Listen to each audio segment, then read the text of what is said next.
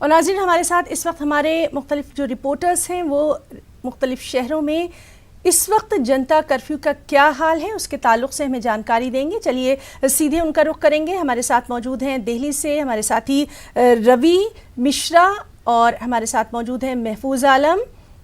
पटना से ये हमें जानकारी देंगे। मनोज शर्मा जो कि जयपुर से हमारे साथ मौजूद हैं और कृतेश जो कि गुजरात के सूरत से हमारे साथ मौजूद हैं। चलिए सीधे रुख करेंगे। सबसे पहले हम हमारे साथी रवि मिश्रा का। रवि, आपसे जानना चाहेंगे जनता कर्फ्यू को लेकर जनता का क्या रिएक्शन दिल्ली में?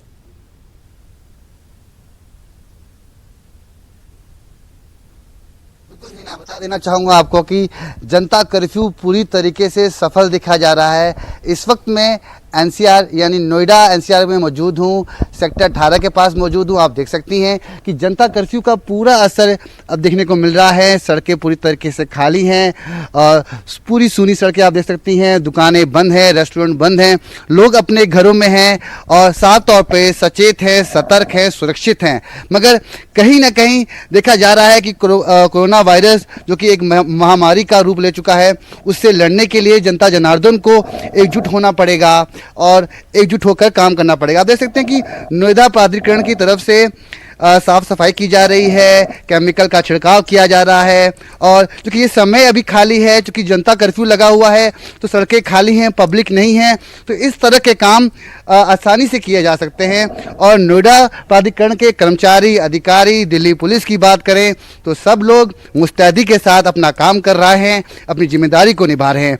कि साफ तौर पर नरेंद्र मोदी जी ने आह्वान किया है और इस आह्वान को पूरा करने के लिए दिल्ली की बात करें, दिल्ली के अलग अलग कोनों की बात करें, भारत के अलग अलग कोनों की बात करें, राज्यों की बात करें, तो सब जनता कर्फ्यू का सफल रूप से सहयोग दे रहे हैं और इसको सफल बनाने के लिए अपनी भूमिका अदा कर रहे हैं। जरूरत है कि समाज की हर जाति वर्ग बता रहे हैं कि किस तरह से पूरे मुल्क में ये जनता कर्फ्यू जो है इसको कामयाब बनाने के लिए लोग खुद से आगे आ रहे हैं। हमारे साथ मौजूद हैं पटना से हमारे साथी महफूज आलम भी। महफूज, आपसे जानना चाहेंगे पटना की सड़कों का हाल साफ तौर पर दिखाई दे रहा है, वहां पर भी लोग जो हैं जनता कर्फ्यू को लेकर सरकार के साथ नजर आ रहे हैं खुद उनकी हिफाजत के लिए। देखिए हिना, पटना की अगर बात करें तो पटना में जनता कर्फ्यू पूरी तरीके से कामयाब नज़र आ रहा है। शायद पटना में कोई इस तरह का नज़ारा कोई देखा नहीं होगा जब शहर के तमाम सड़कें वीरान नज़र आ रही हो। दिन के मौके में भी लोग जो है पूरे तरीके से अपने घरों में कैद हो गए हैं। जनता कर्फ्यू पूरी तरीके से पटना में कामयाब है।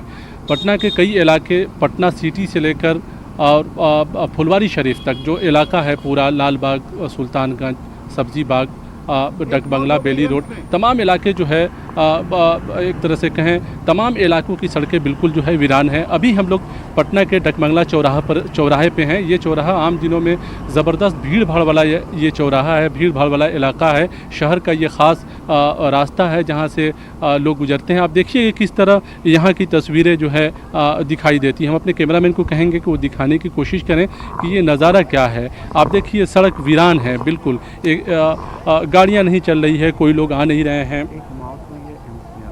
जी, तो ये रहा पटना की सड़कों का हाल। अब हम लोग करेंगे मनोज शर्मा का जो कि जयपुर से हमारे साथ मौजूद है। मनोज, महफूज, कुछ खास खबर? जी, एक ब्रेकिंग खबर ये आ रही है कि पटना में एम्स में कोरोना पॉजिटिव के लेकर एक पेशेंट का इलाज चल रहा था जिनकी अभी मौत हो गई है। अभी तुरंत की ये खबर है, ब्रेकिंग खबर है ये। तो हिना, पटना में खास तौर से तमाम नाज़रीन को बता दें कि पटना से महफूज ने इस वक्त अहम खबर दी है कि वहां पर भी जो अस्पताल में इलाज जारी था, कोरोना पॉजिटिव मरीज का उनकी मौत हो गई। यानी इस तरह से अब कुल तादाद जो है वो बढ़ती जा रही है, 6 तक जा पहुंची है ये तादाद।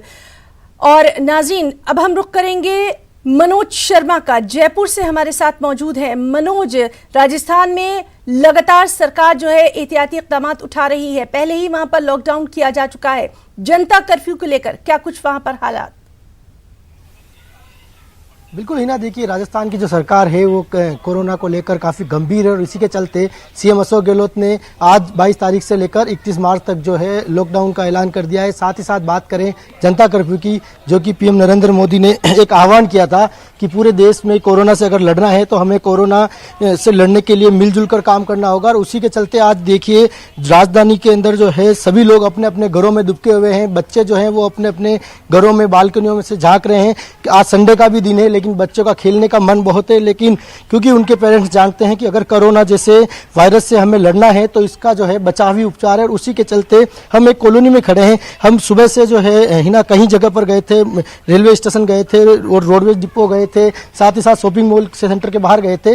लेकिन ये एक अलग नज़ारा है क्योंकि देखिए मोहल्ले के अंदर होता क्या है अक्सर कि जब ऐसे भारत बंद होते हैं या इस तरीके के कोई भी बंद का आह्वान होता है तो पुलिस प्रशासन जो है मुख्य चौराहों पर तैनात रहता है। लेकिन आप देख सकते हैं यहाँ जो है मोहल्ले मोहल्ले के अंदर भी लोग जो है इतने जागरूक हो चुके हैं कि कोरोना से लड़ना है और उससे किस प्रकार से सामना करना है इसको लेकर वो तैयारी कर रहे हैं। घरों के अंदर ही दुबके हुए हैं। बात करते हैं, एक सज्जन यहाँ पर हैं, आपसे जानना चाहेंगे किस प्रकार से आप आज का जो जनता कर्फ्यू उसको देखते हैं।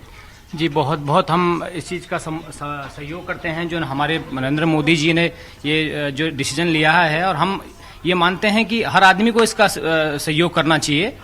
बिल्कुल, देखिए जनता कह रही है कि हर आदमी को जो है इसका सहयोग करना चाहिए क्योंकि कोरोना वायरस जो है जिसको लेकर अगर लड़ना है तो सोशल डिस्टेंस जिसको कहा जा रहा है कि सोशल डिस्टेंस होना चाहिए। जहां मौजूद है हमारे साथी कृतेश आपसे जानना चाहेंगे गुजरात का हाल, खासतौर पर सूरत में क्या कुछ इस वक्त सूरत हाल?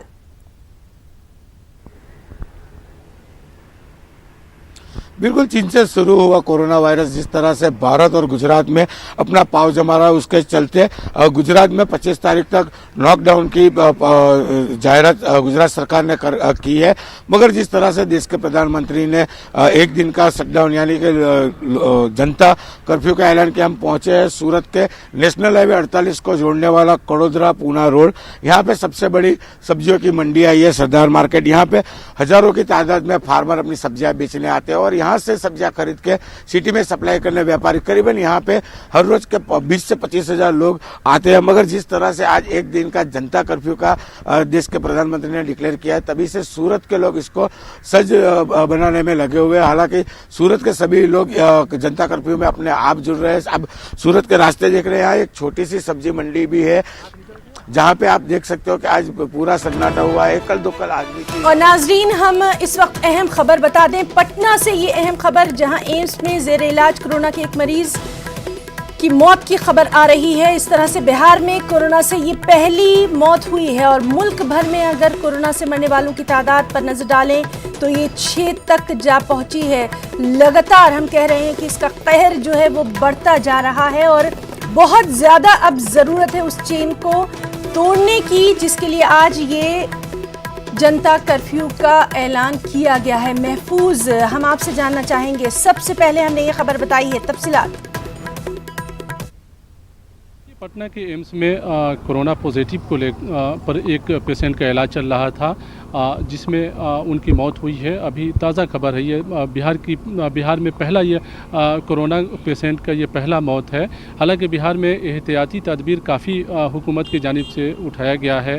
आप देखिए कि जनता कर्फ्यू के दिन भी हुकूमत के तमाम अमले पूरे तरीके से जो है मुस्तैद हैं, चाहे वो रेलवे स्टेशन हो, एयरपोर्ट हो, बस स्टैंड हो। आपको ये भी बताएं कि जो ट्रेनें बाहर से आ रही हैं, जैसे मुंबई से काफ़ी लोग आए हैं बिहार, जो मुंबई में काम करते हैं, वहाँ कारखाने बंद हो गए और वो वापस आए हैं, तो अचानक से पटना रेलवे स्टेशन पर हज़ारों लोगों की तादाद नज़र आने लगी, हज़ारों लोगों की भीड़ बढ़ गई।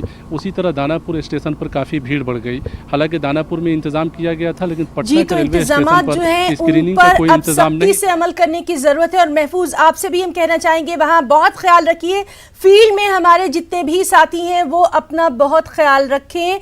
रवि दिल्ली से हमारे साथ मौजूद थे, महफूज पटना से, कृतेश सूरत से और मनोज शर्मा जयपुर से। चारों का बहुत बहुत शुक्रिया अदा करना चाहेंगे लगातार अपडेट देने के लिए और अपना बहुत ख्याल रखें।